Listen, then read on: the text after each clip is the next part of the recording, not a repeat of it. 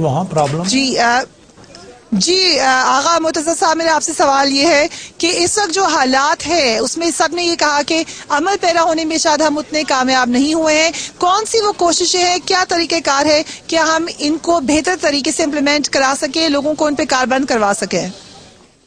देखिए, जो हमारा आप सिर्फ जब मौरूज़ी हालात की आप बातें कर रहे हैं, सिर्फ पाकिस्तान के हद तक गालिबन आप महदूद रहना चाहते हैं, मगर पाकिस्तान के हद तक सिर्फ महदूद हो के पाकिस्तान के हालात को आप दुरुस्त नहीं कर सकते। यहाँ पे बैरूनी मुदाखलत इतनी ज़्यादा है कि हम अपने हालात को कंट्रोल में नहीं हैं, हमारे न हुक्मरानों के कंट्रोल में हैं, न जो अपने आप को कहते हैं हम अपोजिशन का किरदार अदा कर रहे हैं। अनफॉर्चुनेटली पाकिस्तान की सियासत जो है वो इस वक्त फाकिद है दो अहम नुकात से, एक नज़रिया और एक जो है मुत्तकी बाअमल किरदार के लोग सामने आएँ। अगर ये दो चीज़ हो जाएं तो पाकिस्तान के मुश्किलात का हल का आगाज़ कम से कम हो जाएगा।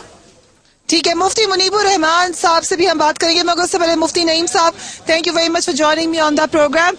ये बात जिस तरह से कहा कि इस वक्त इतनी बैरूनी मुदाखलत है, इस बात के ऊपर अक्सर और बेशतर बात होती है, मगर जब हम बैरूनी मुदाखलत की बात करते हैं तो मसला सिर्फ पाकिस्तान का नजर नहीं आता। जो हालिया वाकया विकीलीक्स का हुआ है, उसके बाद अगर आप इंटरनेशनल लेवल पर भी मुस्लिम इत्तेहाद को देखें तो कोई अच्छी सूरत हाल नजर नहीं आती। क्या कैसे देखते हैं आप इस मामले को?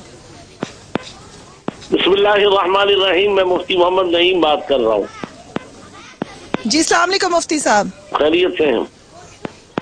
जी बड़ी मेहरबानी प्रोग्राम में आने की। जी, मुहर्रमुल हराम के हवाले से 3 बातें मैं कह सकता हूँ, उसके बाद आपके सवाल का जवाब भी दूंगा। पहली बात ये कि मुहर्रमुल हराम के फजाइल क्या है। नंबर 2, मुहर्रमुल हराम के तकाजे क्या है। नंबर 3, वाक़े शहादत हजरत उमर फारूक और वाक़े करबला जिसमें नवासे रसूल सल्लल्लाहु अलैहि वसल्लम और उनके साथियों की शहादत हुई। मुहर्रम हराम में तो यूं बहुत सारे वाक़यात रूनुमा हुए। हजरत इब्राहीम अलैहिस्सलाम की पैदाइश इसी महीने में हुई, हजरत दाऊद अलैहिस्सलाम की तौबा इसी महीने में कबूल हुई, हजरत मूसा अलैहिस्सलाम ने दरिया अबूर किया और फिरौन गर्क हुआ, हजरत नूह की किश्ती की निजात, हजरत यूनुस मछली के पेट से आजाद हुए।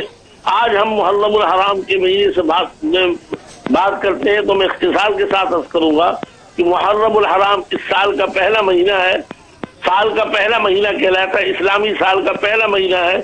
मेरी तरफ से पूरे आलम से अपील है कि वो हजरत उमर फारूक और हजरत हुसैन के नजरियात को सामने रखें। इन हजरात की कुर्बानियां और जुल्म के खिलाफ जो जहद की उसको नजर रखें। उन्होंने इस्लाम की सरबुलंदी और मुसलमानों के इत्तेहाद के लिए कुर्बानियां दी। आज हम सुकूत ढाका की बात करते हैं। अगर हमने हजरत उमर फारूक और हजरत हुसैन की फरमूदात पर अमल किया हुआ था और उनके मिशन को जारी रखा होता तो सुकूत ढाका जैसा वाकया पेश ना होता। आज जो हमारे मुल्क के हालात हैं उसका सबब भी यही है कि हमने इत्तेहाद को छोड़ दिया है, इत्तेफाक को छोड़ दिया है। हम सिर्फ मुहर्रम के फजाइल की बात करते हैं, इस मुबारक महीनों के तकाजों पर तवज्जो नहीं देते। आज हमारा एक एक कदम उम्मत में इख्तिलाफ को उभार रहा है, गैरों की गुलामी हमारा शेवा बन चुका है, इत्तेहाद बैन मुस्लिमीन का फुकदान है, भाई भाई का गला काट रहा है। तो आप जी मुफ्ती साहब, इसी तरफ मेरा इशारा है कि जो इस वक्त की सूरत हाल है उससे लगता है कि हमने उन तमाम पैगामात को जिन पर हमें कारबंद होना चाहिए था, जिसके लिए हमने पाकिस्तान बनाया था, उनको हम भुला चुके हैं और हम ज्यादा उन तरफ नजर दौड़ाते हैं जहाँ पे हम लोग आपस में डिवाइड हो जाए। जहाँ पे हमने यकजा होना है उस तरफ अभी तक नजर नहीं आई। इस मामले में आप क्या कहते हैं? इस मामले में यही है कि जब तक हम आपस में बैठेंगे नहीं, आपस के अंदर उलमा इत्तेहाद नहीं करेंगे, अकाबिल इत्तेहाद नहीं करेंगे तो आवाम फिर इसी तरह लड़ती रहेगी। इसलिए सबसे पहले चाहिए कि हमारे उलमा को, हमारे बुजुर्गों को, हमारे मीडिया को इस बात को तभी तरीके से बताना चाहिए कि हमारे दरमियान कोई इख्तिलाफ नहीं है, हम बातिल कुव्वतों के मुकाबले में एक है, जैसा कि हजरत हुसैन रज़ी अल्लाह अन्हु ने वाक़या करबला में करके बतलाया। बड़ी मेहरबानी मुफ्ती नईम साहब। मुनीबुर रहमान साहब हमें कराची से ज्वाइन कर रहे हैं। बड़ी मेहरबानी मुफ्ती साहब आपकी, आपने तमाम उलमा कराम की बातें सुनी है। इस बात पे सभी मुतफिक हैं कि हमें ऊंची आवाज में बताना चाहिए कि तमाम उलमा कराम और तमाम मुख्तलिफ गरोह मुसलमानों के आपस में यकजा है, मगर ऐसा होता नहीं है। क्या तरीका कार है कि हम इसको अच्छे तरीके से लोगों को समझा सकें? بسم اللہ الرحمن الرحیم. دراصل بات یہ ہے کہ ہم امام حسین رضی اللہ تعالی عنہ اور آپ کے جمیع آوان و انصار اہل بیت اطہار رضی اللہ تعالی عنہم سے اظہار عقیدت کرتے ہیں، اظہار محبت کرتے ہیں، مگر ہم نے عقیدت اور محبت کے اظہار کے وہ طریقے اختیار کیے ہیں جو نسبتاً آسان ہیں اور جس میں ہمیں مشکل کم پیش آتی ہے.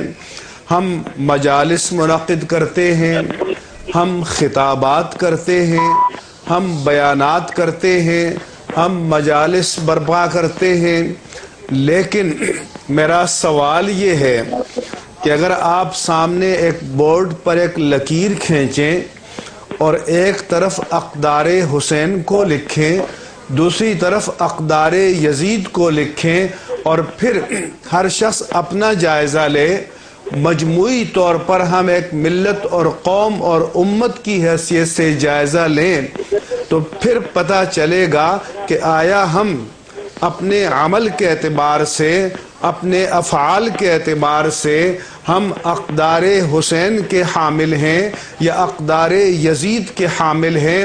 آج کوئی مجھے نہایت دیانتداری سے بتائے کہ جن اقدار کے مٹانے کے لیے امام حسین رضی اللہ تعالی عنہ نے اتنی عظیم قربانی پیش کی، کیا وہ ساری باطل قدریں ہمارے نظام سیاست میں، ہمارے نظام ریاست میں، ہمارے نظام حکومت میں، ہمارے نظام اجتماعی میں موجود نہیں ہیں؟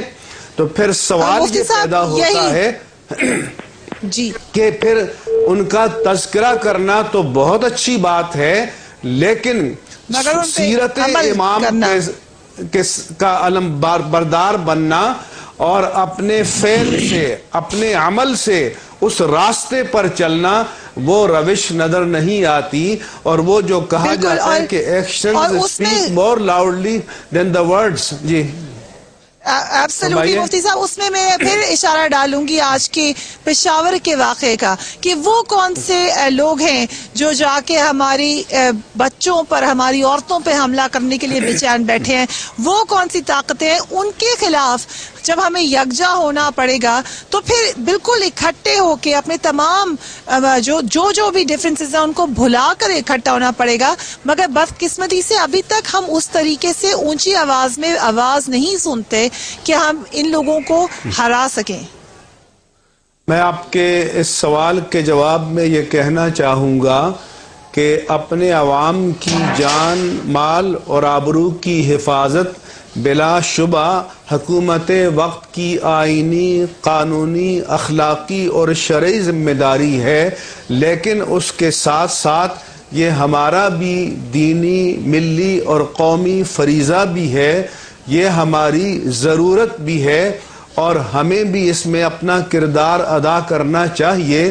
اور وہ جو کہتے ہیں کہ جن کے رتبے ہیں سوا، ان کو سوا مشکل ہے، تو جو ان مواقع پر ممبروں پر بیٹھتے ہیں، خطبات بیان کرتے ہیں، مجالس میں بیٹھتے ہیں، تو جب وہ الیکٹرانک میڈیا پہ بیٹھیں، جب وہ عام مجالس میں بیٹھیں، تو ان کے انداز بیان میں محبت ہونی چاہیے، دعوت ہونی چاہیے، اپیل ہونی چاہیے، ان کے بیان میں دل آزار باتیں نہیں ہونی چاہیے.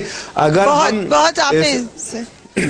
بڑے آپ نے امپورٹنٹ چیز کی طرف اشارہ کیا مفتی صاحب. میں یہاں پہ آغا صاحب کو بھی شامل گفتگو کروں گی. آغا صاحب، مفتی صاحب نے بڑا واضح اشارہ کیا ہے کہ ہم بدقسمتی سے یہ حقیقت ہے کہ پاکستان کی مختلف تعلیمی، مذہبی تعلیمی والی جگہوں پر جہاں پہ درس دیے جاتے ہیں، جہاں پہ باتیں کی جاتی ہیں، کوئی بھی فرقہ ہو، ایک دوسرے کے خلاف باتیں کرنا، ایک دوسرے کو کافر قرار دیا جانا، ایک دوسرے میں نکتہ چینی کرنے پہ زیادہ زور ہوتا ہے بجائے اس کے کہ آپ بیسک صفائی کریں ایمان کی. یہ ہم کیوں نہیں کر پا رہے ہیں؟ دیکھیے، اگر آپ اس عصر کی تاریخ یعنی 25-30 سال کی تاریخ پر اگر آپ نگاہ ڈالیں تو کوئی ایک دوسرے کو کوئی کافر نہیں کہہ رہا ہے، صرف ایک مسلک نے اپنا وتیرہ بنا لیا ہے دوسرے مسلمان مسلکوں کو کافر قرار دینا اور ان کا قتل واجب کرنا۔ یہ آپس کا کوئی جھگڑا نہیں ہے، یہ صرف ایک طرفہ کارروائی چل رہی جس کا ہم خمیازہ بھگت رہے ہیں۔ اور افسوس کی بات یہ ہے کہ یہ ساری پیداوار ہے ایک بوگس جہاد جو افغانستان میں پہلے دن لڑی گئی ہے، اور آج بھی جو مقابلہ کیا جا رہا ہے وہ بھی ایک بوگس جہاد ہے۔ ہمیں دیکھیے امریکنوں کا تو ہم نے ساتھ دیا کہ جی ہم سوویت یونین کو نکال رہے ہیں، اور اب جو ہے اب امریکہ کے خلاف اگر کوئی کارروائی کوئی آواز اٹھاتا ہے تو سب کو تکلیف پہنچتی ہے۔ ہمیں یہ دیکھنا چاہیے کہ ایک مقتدر اسلامی پاکستان ہم چاہتے ہیں، اس کو کیسے حاصل کریں، اور وہ اس کا طریقہ صرف ایک ہے، منزل مدینہ منہاج کربلا۔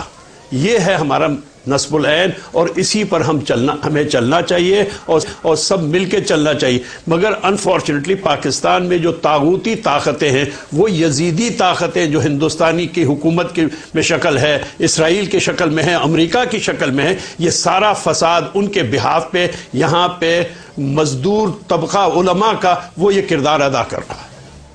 وہ ایک ادا کر رہا ہے۔ بڑی اہم باتیں، میرے بڑے معزز مہمان اس وقت میرے ساتھ موجود ہیں۔ ہم بات کر رہے ہیں کہ وہ تاریخ اسلام نے ایسے سبق لکھے گئے جو کہ ہر شخص کے لیے ان میں روشنی ہونی چاہیے۔ کیا وجہ ہے کہ اس کو فالو کرنے والے، اس میسج کے علمبردار بدقسمتی سے اس کے اوپر عمل پیرا نہیں ہو سک رہے ہیں؟ ہم اس پہ مزید بات کریں گے۔ کیپ واچنگ اسلام آباد سے آج لائیو ہے ہم اسلام آباد کی مرکزی امام بارگاہ کے باہر سے۔ میرے ساتھ میرے بہت ہی معزز مہمان موجود ہیں۔ کیپ واچنگ، وقفہ لیتے ہیں، اس کے بعد پھر ملتے ہیں۔